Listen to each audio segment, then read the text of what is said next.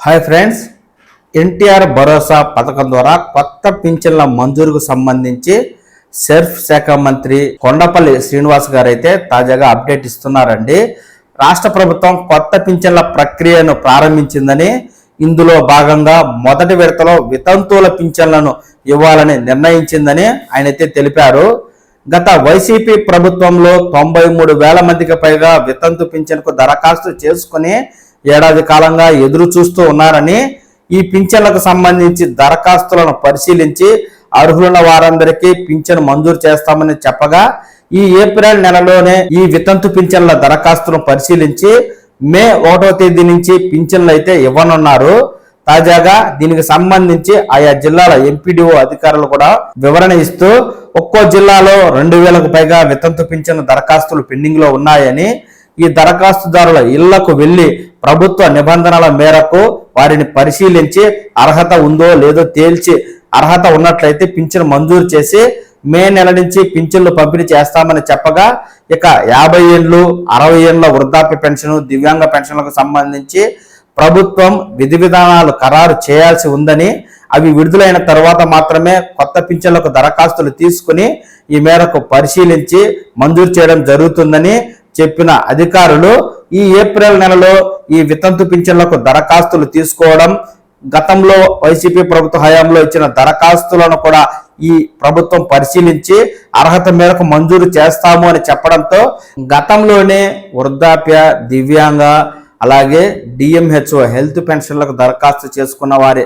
దరఖాస్తులను కూడా ఇప్పుడు ప్రభుత్వం పరిశీలించి వాటిని మంజూరు చేస్తుందా లేక కొత్తగా దరఖాస్తు చేసుకోండి అని చెప్తుందా అనే విషయం మాత్రం ప్రభుత్వం ఇంకా ఎలాంటి స్పష్టత అయితే ఇవ్వలేదు. ప్రస్తుతం గత ప్రభుత్వంలో ఇచ్చిన వితంతు పింఛన్లను పరిశీలిస్తున్నందున గత ప్రభుత్వంలో ఇచ్చిన దివ్యాంగ, వృద్ధాప్య, అలాగే డిఎంహెచ్ఓ పెన్షన్లను కూడా ఇప్పటి ప్రభుత్వం పరిశీలించే అవకాశాలు ఉన్నాయి అని మనకైతే తెలుస్తూ ఉంది. ఈ నేపథ్యంలో ఏప్రిల్లో వితంతు పింఛన్లు తీసుకుని మంజూరు చేయడమే కాకుండా మే, జూన్, జూలై నెలలో ఒక్కో కేటగిరీకి సంబంధించి అంటే వృద్ధాప్య పెన్షన్లు, ఒక నెలలో దివ్యాంగ పెన్షన్లు దరఖాస్తులు తీసుకుని గతంలో ఇచ్చిన దరఖాస్తులతో పాటు కొత్తగా ఇచ్చే దరఖాస్తులను పరిశీలించి నేరుగా దరఖాస్తుదారుడి ఇంటికే వెళ్ళి దరఖాస్తుదారుడికి అర్హత ఉందా లేదా, వారి స్థితిగతులు ఏమిటి, ప్రభుత్వ గైడ్లైన్స్ ఏమిటి అనేది క్షుణ్ణంగా పరిశీలించి అర్హత ఉన్నట్లయితే మాత్రమే పింఛన్లు మంజూరు చేసే విధంగా ప్రభుత్వం ప్రణాళికలు రూపొందించింది. అన్ని కేటగిరీల పింఛన్లకు ఒకేసారి దరఖాస్తు తీసుకుని అధికారులు వాటిని పరిశీలించి మంజూరు చేయడం అంటే చాలా కష్టంతో కూడుకున్నది. రాష్ట్ర వ్యాప్తంగా 50 ఏళ్ల పింఛన్లకు 5 లక్షల మంది పైగా అర్హత ఉన్నట్లు ప్రభుత్వం గుర్తించింది. దీనికి తోడు పెద్ద ఎత్తున దివ్యాంగ, డిఎంహెచ్ఓ పెన్షన్లు ఇలా రకరకాల కేటగిరీలకు సంబంధించి ఒకేసారి ఇచ్చినట్లయితే అధికారులపై ఒత్తిడి పడుతుంది, ప్రభుత్వానికి శ్రమ అవుతుంది. కాబట్టి ఒక్కో కేటగిరీకి సంబంధించిన పింఛన్లను ఒక్కో నెలలో దరఖాస్తులు తీసుకుని ఆ నెలలోనే ఆ దరఖాస్తులను పరిశీలించి వచ్చే నెల నుంచి ఆ అర్హత ఉన్నట్లయితే పింఛను ఇచ్చే విధంగా ప్రభుత్వం ప్లాన్ చేస్తూ ఉంది. ఈ నేపథ్యంలో 50 ఏళ్ల పింఛన్లకు అర్హతలు ఏమిటి, కావలసిన పత్రాలు ఏమిటి, దివ్యాంగులకు సంబంధించి అర్హతలు ఏమిటి, కావలసిన పత్రాలు ఏమిటి, ఇక డిఎంహెచ్ఓ పింఛన్లకు అర్హతలు ఏమిటి, కావలసిన పత్రాలు ఏమిటి వంటి వివరాలతో కూడిన వీడియోలను నేను మీకు ఎప్పటికప్పుడు తాజా అప్డేట్ ఇస్తూ ఉంటాను. ఈ వీడియోల ద్వారా మీరు పూర్తి సమాచారం అయితే తెలుసుకుని కొత్త పింఛన్లకు దరఖాస్తు అయితే చేసుకోండి. ఇక వితంతు పింఛన్లకు దరఖాస్తు చేసుకునేవారు తప్పనిసరిగా ఆధార్ కార్డు కలిగి ఉండాలి, అలాగే రేషన్ కార్డు కలిగి ఉండాలి, భర్త చనిపోయినట్లు డెత్ సర్టిఫికెట్ అనేది కలిగి ఉండాలి. ఈ 3 పత్రాలు కలిగి ఉండినట్లయితే వారికి వితంతు పింఛన్ను ప్రభుత్వం శాంక్షన్ చేస్తుంది.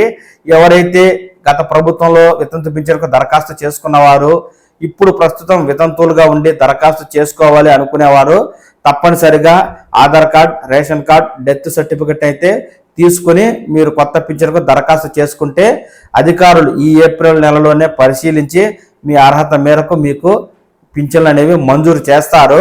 వితంతు పింఛన్లకు దరఖాస్తు చేసిన వారు, చేసుకోవాల్సి అనుకుంటున్న వారు తప్పనిసరిగా ఈ పత్రాలను అయితే సిద్ధం చేసుకోండి. ఇక ఎన్టీఆర్ పెన్షన్ స్కీమ్కు సంబంధించి పింఛన్ల వెరిఫికేషన్ అయినా, కొత్త పింఛన్ల దరఖాస్తులైనా ఎలాంటి అప్డేట్ ఉన్నా మన ఛానల్ మీకు పూర్తి సమాచారం ఎప్పటికప్పుడు అందిస్తూ ఉంటుంది. ఈ అప్డేట్ని మీరు ఈ ఛానల్ ద్వారా చూసి తెలుసుకుంటూ ఉండడం కోసం ఈ పవన్ టాక్స్ తెలుగు ఛానల్ని లైక్ చేసి సబ్స్క్రైబ్ చేసుకోండి. నమస్కారం.